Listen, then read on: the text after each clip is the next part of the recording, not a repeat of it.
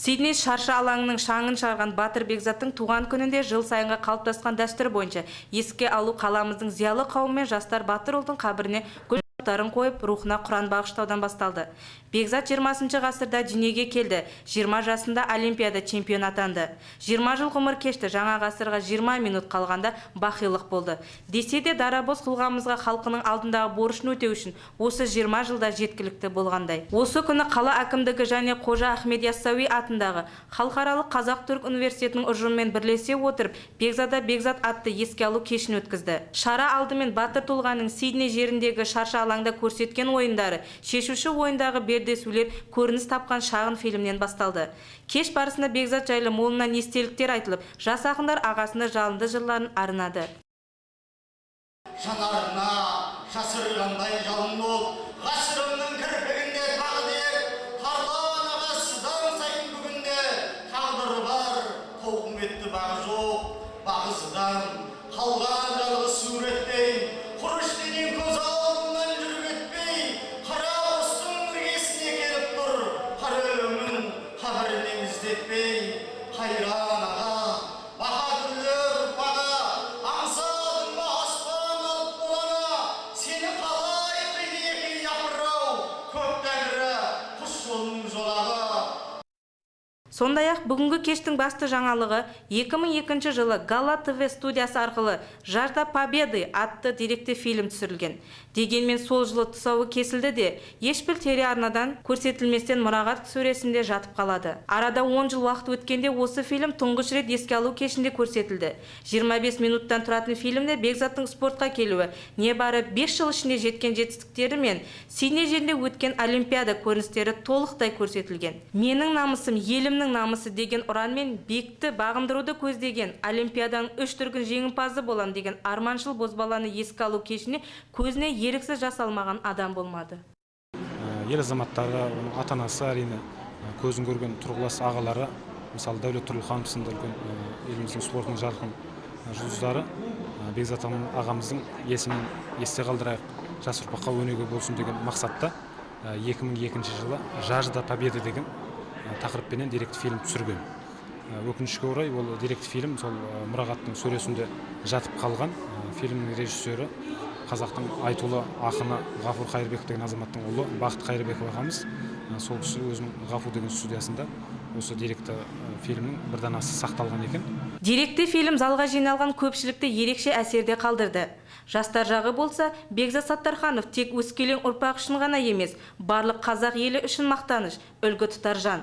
Сондықтан ағамыздың ерлігі біздің отанымыз алдында жаңа бастамалар көтеруге, жетістіктерге жетуге ерекше дем рух береді. 20 жасында тозбайтын атақты жеңіп алып, сол жасына мәңгілікке сапар шеккен Бекзатты мәңгі есте сақтау ел парызы дейді. Жастарға болған әсері өте зор. Біз ол фильмді көріп, біраз болса да көзімізге жас алдық десек болады. Осы ағамыздың осындай жетістіктерге жеткеннің өзі Алла тағаланың арқасында. Әрі бұл кісіні дүниеге әкелген Бекзат ағамыздың әкесі мен анасына мың алғыс айтамыз. Әрі біз бұл кісінің осындай кештерін жыл сайын осы Түркістан өңірінде ғана емес, басқа университеттерде 14 облыста да жалғасы екен деген сенімдеміз. Бекзат біз үшін, мен үшін емес, жалпы нар қазақ үшін өр тұлға, өр батыр. Бекзат ағамызды жылда Түркістан қаласы екі рет осы Бекзат Саттарханов еске алу кешін өткіземіз. Бұл жалпы қасиет Түркістан қаласында емес, бүкіл қазақ елінде, қазақ жерінде еске алса екен дейміз. Бекзат мысалы жаңада айтып жатты, 20 жылда алмаған алтынымызды 20 жасар бала берді деп. Ол да тарихтың беттеріндегі түртіп артық ақиқат. Сондай-ақ еліміздің мерейін асқақтатқан Бекзат Саттархановты еске алуға арналған халықаралық турнир боксшысының туылған күнінде өз мәресіне жетті. 5 мемлекеттен 180-ге тарта 1994-1995 жылы туылған жасөспірімдер қатысқан бұл турнир жылдан жылға еліміздің бокстан жетістігі өсіп келе жатқанын дәлелдегендей.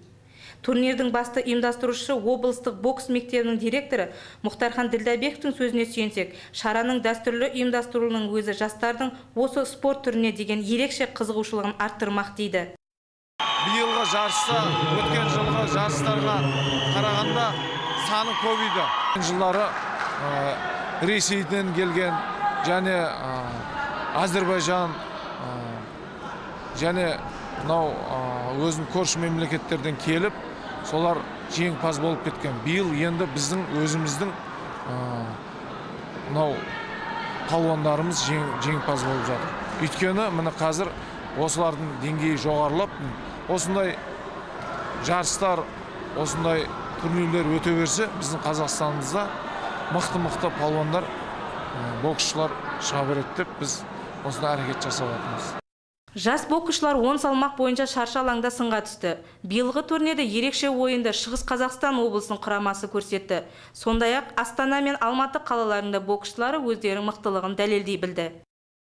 Жылдағыдан көріп, биылғы турнирдің сәл де болса балдардың жоғарылағанын көрдік. Россиядан келді, Өзбекстаннан келді спортсмендер, Қырғызстаннан келді. Әсіресе біздің Қазақстанда Шығыс Қазақстанның балдары жылдағыдан басымда болып келіп отыр. Біздің оңтүстік Қазақстанда жақсы 4 бала ақтық шайқасқа шықты, ақтық белденуге шықты. Сол себептен турнир жақсы өтіп жатыр. Жылдағы қарағанда өсу бар.